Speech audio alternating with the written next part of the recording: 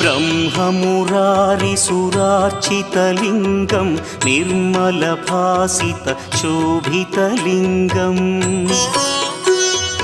जन्मजदुःखविनाशकलिङ्गं तत्प्रणमामि सदा शिवलिङ्गम्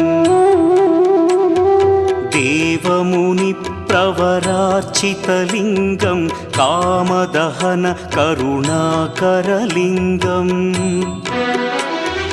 रावणदर्पविनाशकलिङ्गं तत्प्रणमामि सदा शिवलिङ्गम्